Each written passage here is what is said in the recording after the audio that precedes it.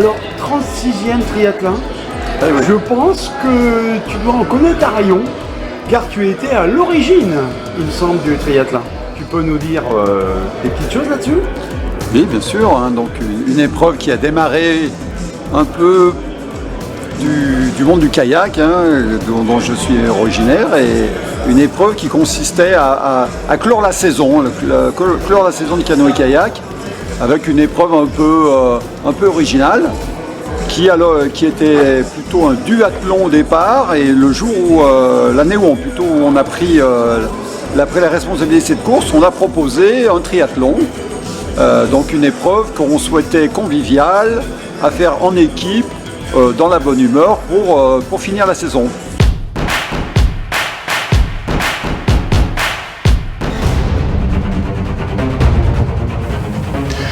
Le triathlon, 36 années de sport, de loisirs, qui a su accueillir des milliers et des milliers de participants. Un moment où il faut en découdre avec ses adversaires, ou un moment où on se retrouve entre amis ou la famille.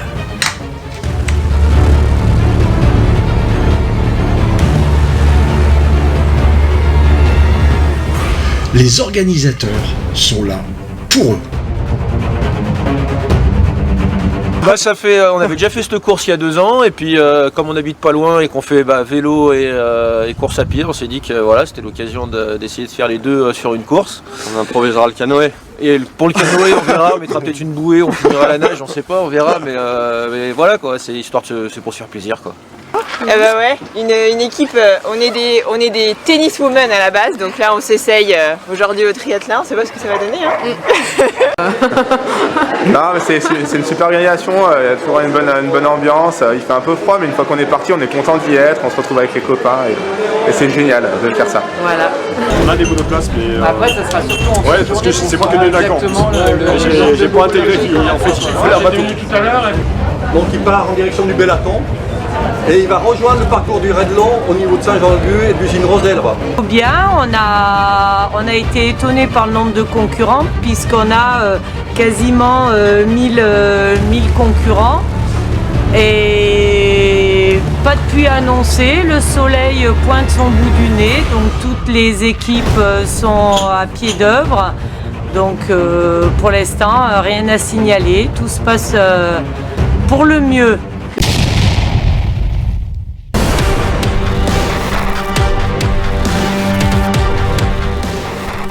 Première étape de cette journée, en Brenay, la salle polyvalente, où aura lieu le départ du raid long, 33 km, et le raid découverte, 21 km. Entre VTT, canoë et trail, le défi est lancé pour tous.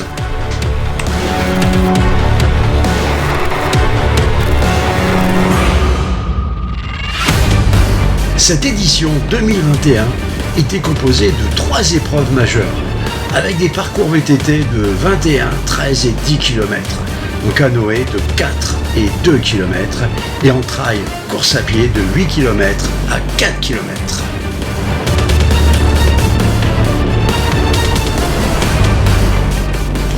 Entre le paysage à couper le souffle et le plan d'eau de Longeville, près de Pondin, tous les concurrents profitent d'un cadre exceptionnel.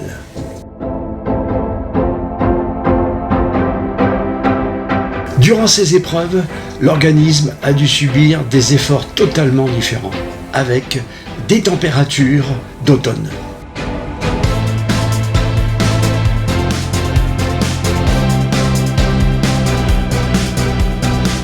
Parcours VTT, il y a 2 difficultés. La première, elle se situe sous le passage du pont de l'autoroute avec un passage un peu étroit avec des équerres qui servent d'appui pour un gros tuyau. Donc ça, c'est un circuit qu'on a repris parce qu'avant, c'était pas du tout praticable. Après les consignes de sécurité, le départ du mini-raid, puis du raid famille en ce début d'après-midi. Une autre manière de voir la compétition.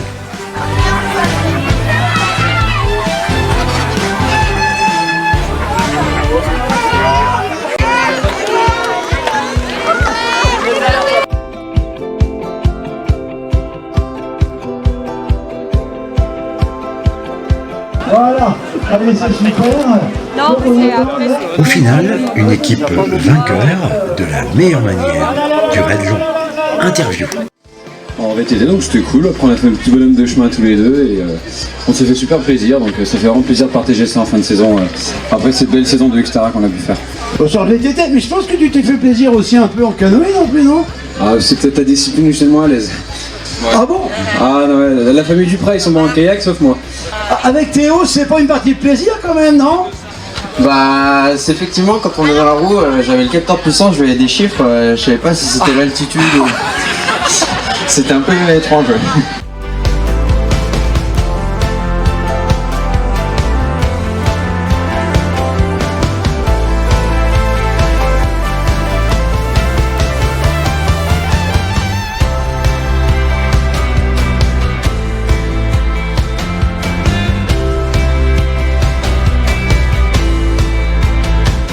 Entre une ambiance bon enfant et une organisation de tous les instants, la journée se termine par les podiums, exceptionnellement cette année délocalisés.